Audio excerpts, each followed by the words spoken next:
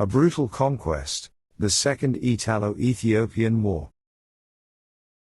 The year 1935 saw a brazen act of aggression on the world stage, the Second Italo-Ethiopian War. We will examine the motivations behind fascist Italy's invasion of Ethiopia, analyze the course of the war, and discuss the devastating impact it had on the African nation. Fueled by a potent mix of colonial ambitions, nationalist fervor, and a desire to emulate the empires of the past, Benito Mussolini's Italy embarked on a course of expansion in Africa. Ethiopia, the last independent African nation, stood as a glaring symbol of defiance against European colonial dominance. Mussolini's propaganda machine portrayed the invasion as a so-called civilizing mission, masking the true goal: the subjugation of Ethiopia and the creation of a new Italian East African empire. Underlying Italy's aggression were economic considerations. Ethiopia's vast resources and strategic location were viewed as crucial for Mussolini's vision of Italian imperial revival. Furthermore, a successful conquest would bolster Mussolini's domestic prestige and solidify his image as a strong leader on the world stage. Ethiopia, a nation with a rich history of independence, was not without its defenses. Emperor Haile Selassie I, a modernizing leader, sought to equip his military with modern weapons and bolster his forces with trained soldiers. However, Ethiopia's resources and technology paled in comparison to the industrialized Italian war machine.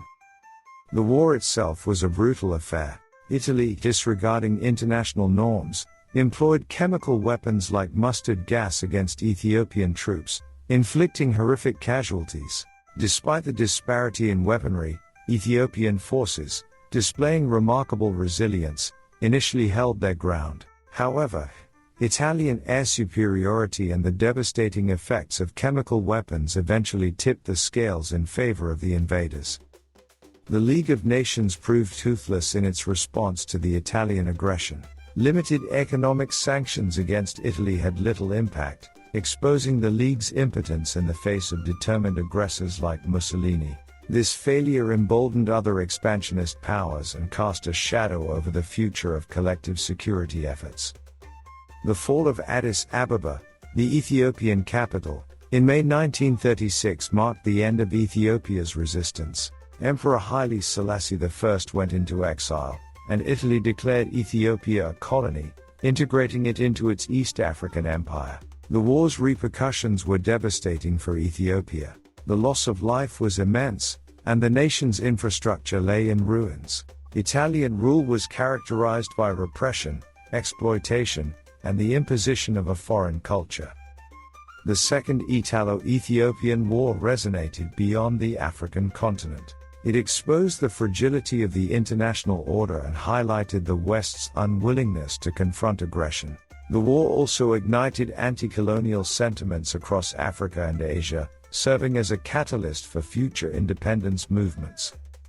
The legacy of the Second Italo-Ethiopian War remains complex. It marked a dark chapter in Ethiopian history, shattering its independence and subjecting the nation to a period of colonial subjugation. However, Ethiopia's initial resistance and its emperor's pleas to the League of Nations served as a powerful symbol of defiance against colonialism. The war ultimately spurred international efforts to prevent future acts of aggression, albeit with limited success in the short term. The Second Italo-Ethiopian War stands as a stark reminder of the consequences of unchecked ambition and the devastating impact of warfare on nations and their people. It offers a critical perspective on the complexities of colonialism and the ongoing struggle for global peace and security. A reign of terror, the Great Purge and the consolidation of Stalin's power. The period from 1936 to 1938 in the Soviet Union was marked by a chilling episode known as the Great Purge, or the Great Terror. We will delve into the motivations behind this horrific campaign, analyze its methods and targets, and explore the devastating impact it had on Soviet society. Joseph Stalin, the General Secretary of the Communist Party of the Soviet Union, initiated the Great Purge driven by a complex interplay of paranoia, political opportunism, and a desire to consolidate absolute control. He saw potential threats lurking everywhere, from within the party ranks to the intelligentsia and even the peasantry. Real or imagined enemies were targeted for elimination, fostering a climate of fear and suspicion that permeated all levels of Soviet society. The methods employed during the Great Purge were brutal and arbitrary. The NKVD, the Soviet secret police, played a central role in carrying out Stalin's directives. Mass arrests followed by show trials, often based on fabricated charges, became commonplace. Confessions were extracted through torture and intimidation, further fueling the cycle of violence and paranoia. Executions were carried out swiftly, and countless victims were sent to forced labor camps in the Gulag system, where they faced harsh conditions and a high mortality rate. The purge targeted a wide range of individuals and groups. Old Bolsheviks, seen as potential rivals to Stalin, were eliminated. Party officials, military leaders, even members of the intelligentsia and ordinary citizens fell victim to the terror. Ethnic minorities within the Soviet Union were also brutally targeted, accused of harboring separatist sentiments or disloyalty. The kulak class, prosperous peasants deemed a threat to collectivization, were subjected to mass deportations and executions. The impact of the Great Purge was devastating. Millions of lives were lost, families were torn apart, and an entire generation of potential leaders was decimated. The reign of terror instilled a climate of fear and obedience, solidifying Stalin's absolute control over the Soviet Union. Intellectual and artistic expression was stifled, replaced by a rigid adherence to state ideology. The purge also eroded public trust in the government and sowed the seeds of disillusionment with the communist project. Debates surrounding the exact motivations and death toll of the Great Purge persist. However, its chilling effects on Soviet society are undeniable. Historians estimate that millions perished during this period, with estimates ranging from 950,000 to 1.2 million. The purge not only targeted perceived enemies but also led to the deaths of innocent people caught in the web of suspicion and paranoia. The Great Purge serves as a stark reminder of the dangers of unchecked power and the devastating consequences of totalitarian regimes. It highlights the horrific lengths to which leaders like Stalin would go to eliminate dissent and consolidate their authority. Furthermore, the purge underscores the importance of a robust legal system, independent institutions, and a free press in holding leaders accountable and preventing such atrocities. Beyond the immediate historical context, the Great Purge offers a broader lesson. It serves as a chilling example of how political paranoia and a thirst for absolute power can lead to the systematic elimination of citizens and the destruction of a nation's social fabric. Understanding the Great Purge is crucial for promoting democratic values, safeguarding human rights, and preventing the resurgence of totalitarian regimes. A clash of ideologies. The Spanish Civil War. The Spanish Civil War, a brutal conflict that raged from 1936 to 1939, stands as a pivotal chapter in European history. We will explore the deep-seated societal tensions that led to the war, analyze the forces on both sides, and examine the devastating impact it had on Spain. The roots of the Spanish Civil War can be traced back to a confluence of factors. Spain, in the early 20th century, was a nation grappling with modernization. A deeply conservative and largely agrarian society, it harbored a growing undercurrent of discontent among the working class and intellectuals who yearned for social and political reforms. The rise of fascism in neighboring Italy and Germany further fueled anxieties, offering a stark contrast to the fledgling Spanish Republic established in 1931.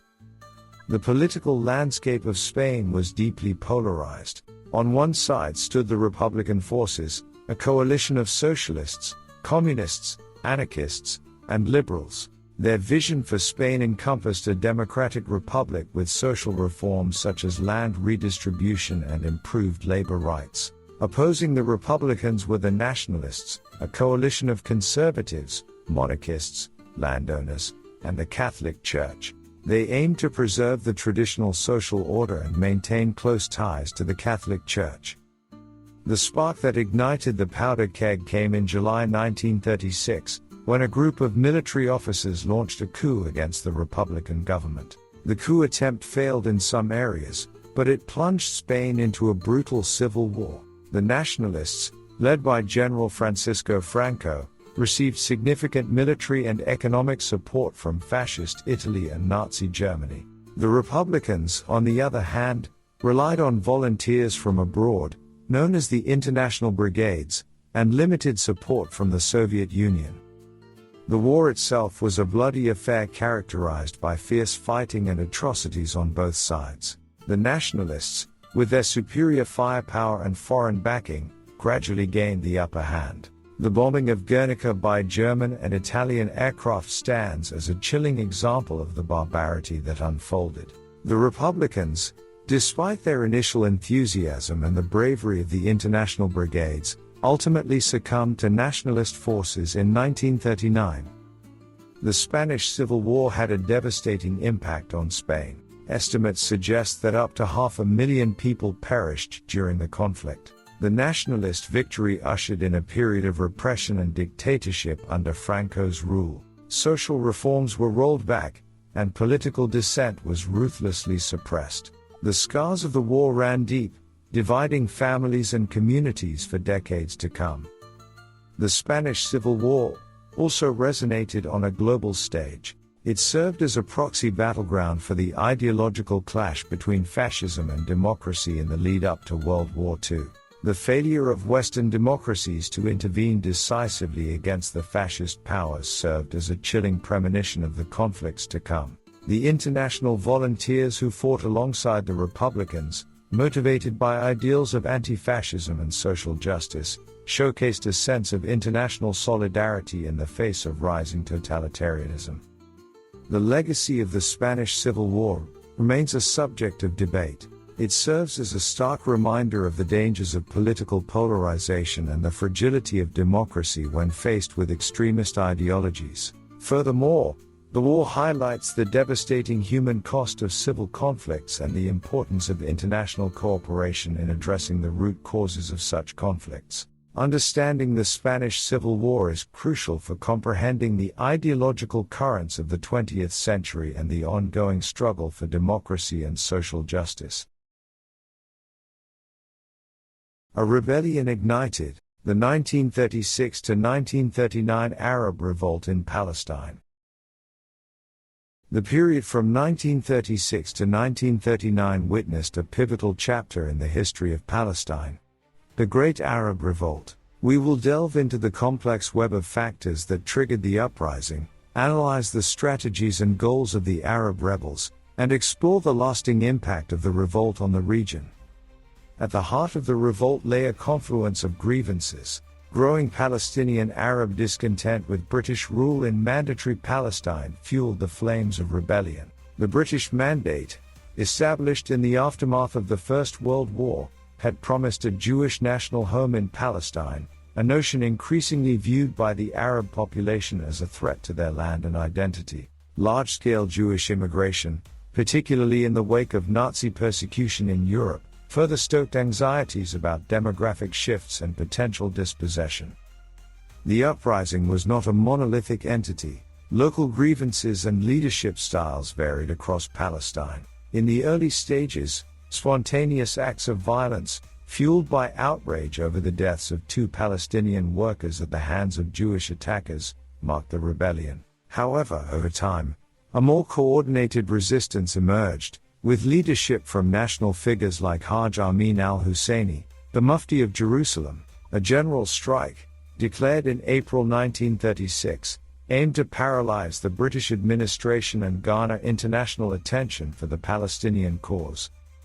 The goals of the Arab rebels were multifaceted. Their primary objective was to halt Jewish immigration and land purchases, effectively putting an end to the development of a Jewish national home. They also sought greater autonomy for the Arab population within Palestine and ultimately envisioned an independent Arab state. The revolt aimed to pressure the British government to revise its Palestine policy and recognize the rights of the Arab majority.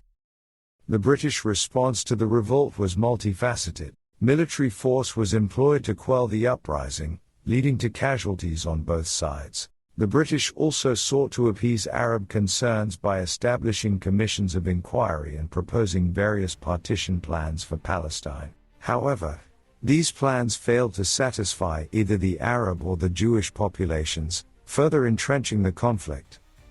The 1936 to 1939 Arab Revolt, despite its ultimate failure to achieve its primary goals, had significant long-term consequences.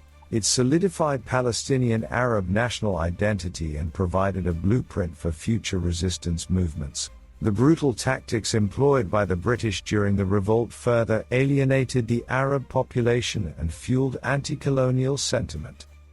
The revolt also had a profound impact on the Jewish community in Palestine. The growing sense of vulnerability among Jews led to a heightened emphasis on self-reliance and the development of more militant Zionist groups like the Haganah.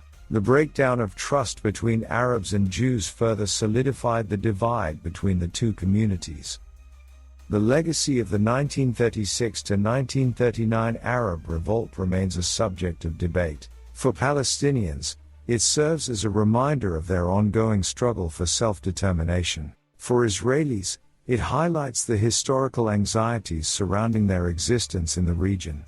The revolt stands as a chilling symbol of the complexities of the Israeli-Palestinian conflict, a conflict with roots that extend back to the tumultuous events of the 1930s. Understanding the 1936 to 1939 Arab Revolt is crucial for comprehending the historical context of the ongoing Israeli-Palestinian conflict. It sheds light on the deep-seated grievances that continue to fuel tensions in the region. Furthermore, the revolt serves as a cautionary tale, highlighting the dangers of unchecked nationalism, the importance of addressing legitimate grievances, and the need for compromise and peaceful solutions in the face of complex political realities. In the next and final chapter, we will cover the Marco Polo Bridge incident, as well as the Nanking Massacre, the beginning of the Second World War, in the Far East.